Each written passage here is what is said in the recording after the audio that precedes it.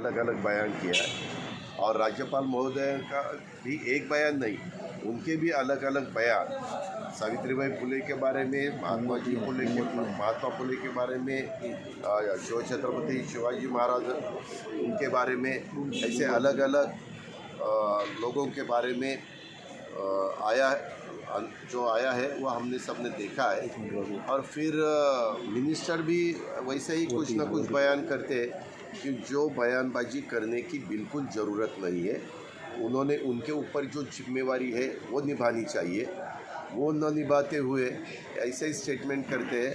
और इसीलिए हम बार बार मैंने तो सीएम साहब के पास और डीसीएम साहब के पास लेटर्स द्वारा भी, और जब हम एक दूसरे को मिलते हैं, मैं जब उनको मिलने के लिए जाता हूँ या कोई फंक्शन में हम एक साथ बैठते हैं, तब भी मैंने उनको कहा कि आप ये किसी हालत में रुकवाना चाहिए। आपने आपके सब जो साथी है मिनिस्टर को बताना चाहिए, लेकिन ये वो बताते हैं या नहीं बताते समझ में नहीं आता, क्योंकि आज भी एक मिनिस्टर ने प्रतापगढ़ में जाके गलत बयान दिया है, ऐसा मेरा कहना है। दादा, आज गटनेत्यांची बैठक, सर्व विरोधी पक्षांच्या गटनेत्यांची बैठक बोलवलेली होती। मागच्याच गेल्या आठवड्यामध्ये ते ठरलेलं होतं। बहुतेक सगळेजण हजर होते, फक्त दोघं जण येऊ शकले नाही, ते म्हणजे जयंत पाटील। तिथं काही दुःखद घटना किर्लोस्करांच्या बाबतीमध्ये घडलेली तुमच्या कानावर आली असेल, त्याच्यावर ते येऊ शकले नाही। आणि दुसरे नाना पटोले बाहेरगावी असल्यामुळे येऊ शकले नाही, परंतु बाकीचे सगळे सन्माननीय सदस्य अंबादास दानवे असतील, त्याच्यामध्ये अशोक चव्हाण, पृथ्वीराज बाबा, छगन भुजबळ, हसन मुश्रीफ, आदित्य ठाकरे, सगळे सन्माननीय सदस्यांनी आता सगळ्यांची नाव घेतले, पण 25 जण हजर होते। त्याच्यामध्ये कपिल पाटील, अबू आझमी, बाळाराम पाटील हे पण सगळे हजर होते। तर त्याच्यामध्ये साधारण बाबा अधिवेशनाच्या निमित्तानं कोणते विषय आपण चर्चेला घ्यायचे, काय कशाप्रकारे आपल्या सगळ्यांच्यामध्ये एकजूट राहिली पाहिजे याबद्दलची आमची साधागत चर्चा झाली। एक आहे, आज कामकाज सल्लागार समितीची बैठक लागणार होती, पण अचानक ती बैठक पुढं 5 तारखेला ढकलली गेली। त्याच्यामुळं आत्ताच्या सरकारच्या मनामध्ये अधिवेशन 19 तारखेला सुरू झाल्यानंतर किती काळा करताय ते अजून कळायला मार्ग नाही।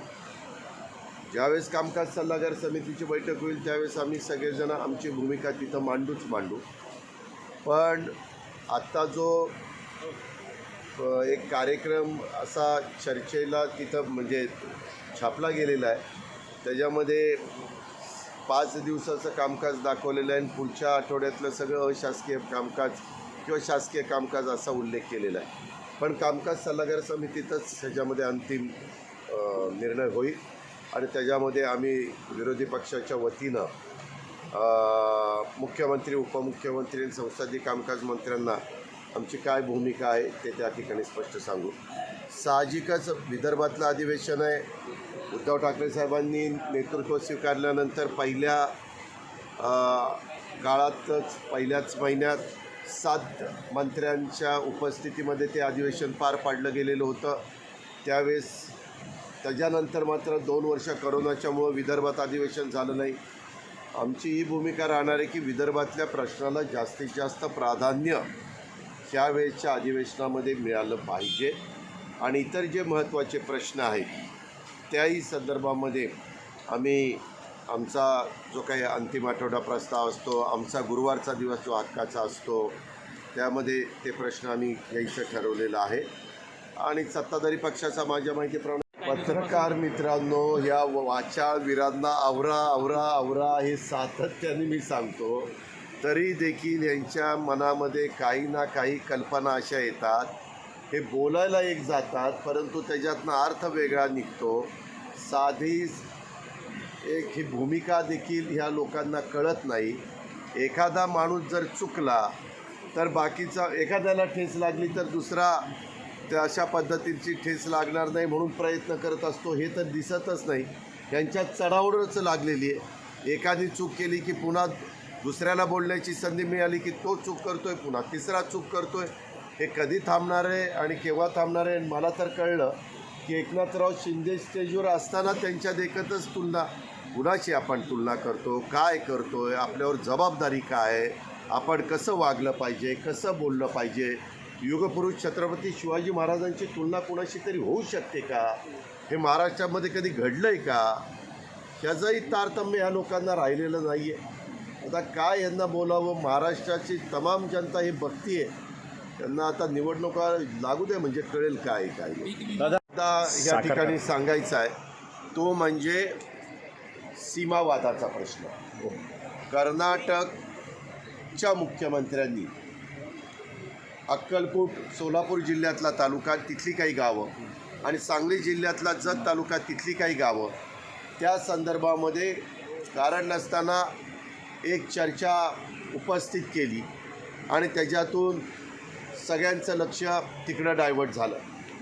मला जी माहिती आहे कर्नाटकचे मुख्यमंत्री दिल्लीला गेलेले आहेत आणि ते रोगी म्हणून अतिशय प्रख्यात वकील आहेत.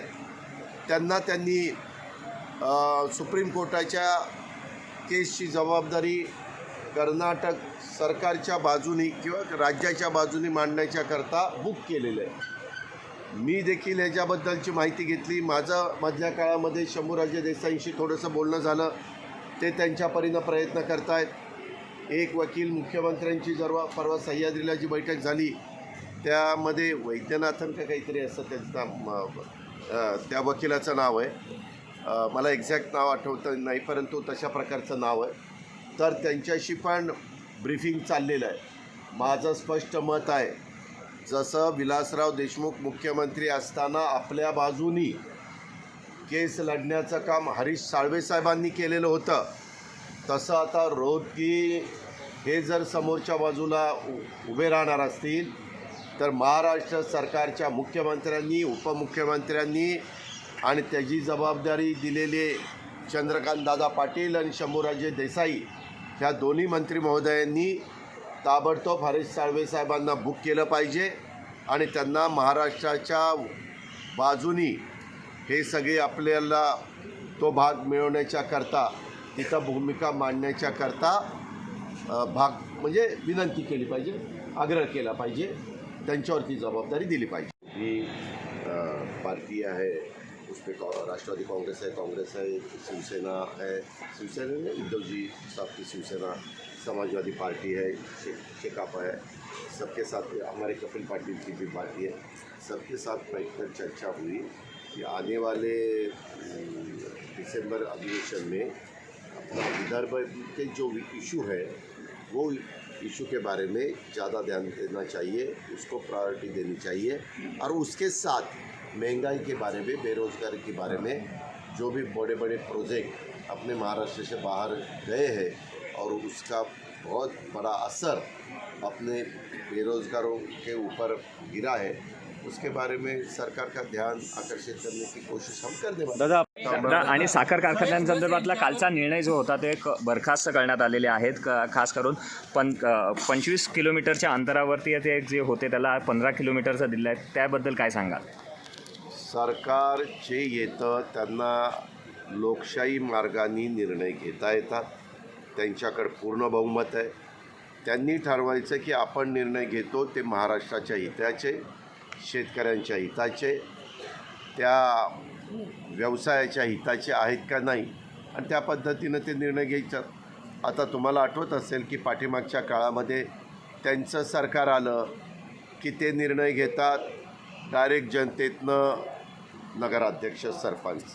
आमचं सरकार आलं की आम्ही पुन्हा पूर्वीसारखं ग्रामपंचायतीतनं सदस्यांच्यातनं सरपंच आणि आमच्या नगरसेवकांच्यातनं नगराध्यक्ष असा निर्णय घेत असतो. अशा गोष्टी त्या ठिकाणी घडत असतात. ह्या महाराष्ट्रातल्या जनतेला काही नव्या नाही. आम्ही देखील एकदा विलासराव देशमुखांच्या नेतृत्वाखाली डायरेक्ट नगरपालिकेची निवडणूक नगराध्यक्षाची केलेली होती. परंतु त्याच्यात आम्हाला असा अनुभव आला नगराध्यक्ष एका विचाराचा, एका पक्षाचा आणि सगळी बॉडी दुसऱ्या पक्षाची. काम करणं तिथं अवघड पडायला लागलं, तिथं निर्णय घेणं अवघड पडायला लागलं. म्हणजे जे नगराध्यक्ष निर्णय घ्यायचे ते कमिटीच्या जनरल बॉडी पुढं आले की ते बहुमताने ते कॅन्सल केले जायचे. अशा काही गोष्टी घडायच्या.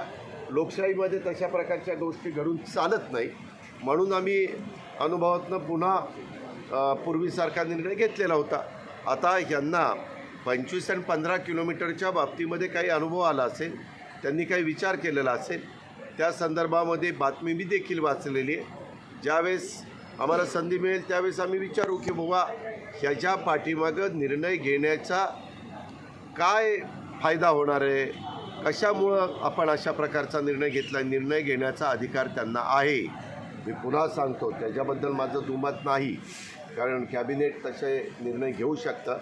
पण त्याच्या पाठीमागची कल्पना काय, त्याच्यातनं शेतकऱ्यांचा फायदा होणार असेल, शेतकऱ्यांच्या ऊसाला जास्त दर मिळणार असेल तर आम्हाला पण त्याच्यामध्ये वाईट वाटण्याचं काहीच कारण नाही. मेरा ये कहना है कि कर्नाटक गवर्नमेंट ने उनके चीफ मिनिस्टर दिल्ली गए हैं. न्यूज़ में ऐसा आ रहा है कि रोहतगी साहब जो आज बड़े बड़े दिल्ली यानी सुप्रीम कोर्ट में जो भी आज बड़े लॉयर हैं उसमें हरीश साळवी जी का भी नाम लेते हैं, मनु सिंघवी साहब का भी नाम लेते हैं, फिर अपने रोहतगी साहब का भी नाम लेते हैं. तो रोहतगी जैसे बड़े वकील को, लॉयर को उन्होंने वो जिम्मेवारी दी है केस की, तो अपनी तरफ से हरीश साळवी साहब को जिम्मेवारी देनी चाहिए. हमारे चीफ मिनिस्टर विलासराव देशमुख जब थे तब भी ऐसी मैटर सुप्रीम कोर्ट में चालू थी. तब अपने महाराष्ट्र के साइड से हरीश साळवी साहब ने अपना जो भी कहना है वो रखा था. और हरीश साळवी साहब खुद महाराष्ट्र के, खुद नागपुर के, और उनको ये केस बहुत अच्छी तरह से मालूम है. इसीलिए मेरा मांग है कि तुरंत सीएम डीसीएम ने हरीश साळवी साहब को कांटेक्ट करना चाहिए और अपने ये जो सीमावाद के बारे में महाराष्ट्र की तरफ से साळवी साहब ने केस लड़नी चाहिए, ऐसा मेरी मांग.